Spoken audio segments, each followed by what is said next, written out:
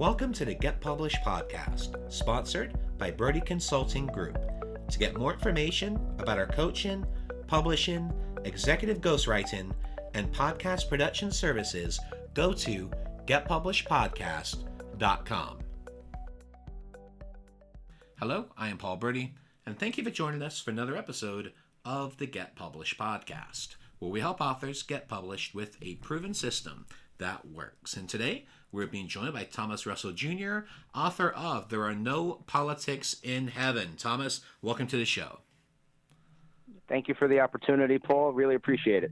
Well, we are thrilled to have you. Are you ready to begin? Yes, sir.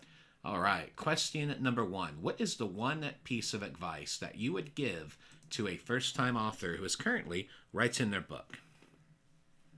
Well, it's a great question. I appreciate being on with your listeners for the podcast. I would say definitely patience and perseverance. You really need to have an unwavering belief that you can do this, that the story you're looking to tell will resonate with people, and that you really just have to be patient with yourself, because it is, can be an arduous process, can be a process for many people. But I'm here to tell you as a first-time published author that it's worth it, that it's very rewarding when people read your final published book and it has impact in their lives and it resonates with them. So I would say definitely patience and perseverance. And what do you feel is the hardest part about getting published? Well, I can only speak to my experience, Paul, and I would say there was a large internal debate that I experienced about, the virtues of self-publishing versus traditional publishing. My book is a spiritual book. It's a Christian self-help book, so that kind of narrows the audience potentially and narrowed the number of potential publishers. And I did have some interest from traditional publishers, and I also had the thought for a period of time about doing self-publishing, and in the end, I decided to self-publish for my first book, and I was very happy. It was really easy. I was very happy with the final product and the results, and obviously the final product and the sales, I think, justified the decision that I made. And, it's a personal decision for people. There's no right or wrong answer, but I would just say to potential authors to just do their homework. There's pros and cons to self-publishing, financially and otherwise, and there's definitely pros and cons to going the more traditional route. And I think everyone, when they're looking to become a first-time author, just needs to be educated in the process. Well, let's talk about marketing. So please share a marketing strategy that you have used in your book launch that has worked well. Sure. So what I did before I published, I started to compile names and emails and addresses of people that I kind of broke them down into different categories. People that I knew really well, people that I knew somewhat well, and people that I really didn't know well at all.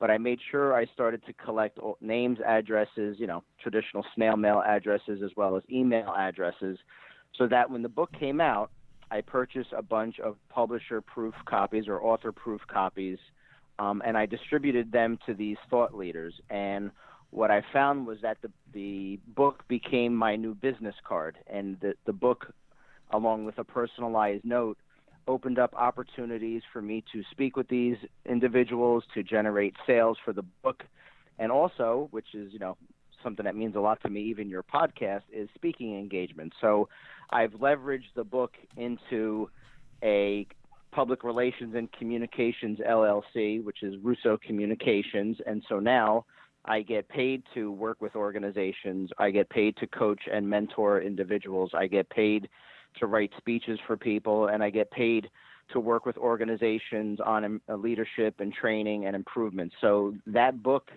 and it was an investment, but taking the time and figuring out who I wanted to see the book in person with a handwritten note, it really opened doors for me that otherwise would not have been. So I would definitely say, obtain copies of your book and contact information, send copies of your book to thought leaders to generate sales and speaking engagements, because it works. So what was your method to collecting the snail mail and the email addresses? Well, I have about 24,000 connections on social media, so a lot of the data mining that I did initially was through LinkedIn, Twitter, Facebook, and then just a lot of deep diving through Google and other type of methodology. Something I've always been good at doing, and it just took a lot of patience and setting goals of the type of people I wanted to send it to, the type of organizations I wanted to send a copy of the book to. It's a Christian self-help book, so I sent copies of the book to pastors of churches that I know, pastors of churches in my area here in New Jersey, pastors of churches outside of my area that are large enough where they would be able to, bring in a speaker or have a speaker, speak remotely to a congregation or a parish. And I have to say, it worked. I've connected with people around the country, all because I sent them a copy of my book, or they heard about the book through a podcast such as yours. And I wrote the book. It's a personal reflection about my spiritual life, but I get to meet very interesting people and talk to them about my journey of faith. But I get to help them and their organizations grow and prosper.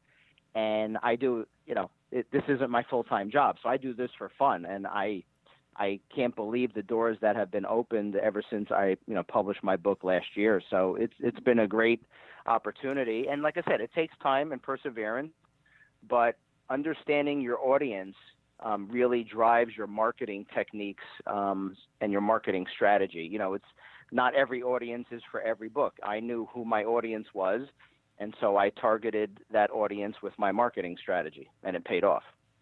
Well, speaking of books, I'd like to know, what is your favorite book, and what was the number one thing that you learned from it? Well, as a Christian, I would say the Bible, of course, number one. Outside of the Bible, I would say John Gordon's Energy Bus, I think, is a great book. And Dr. Wayne Dyer, There's a Spiritual Solution to Every Problem.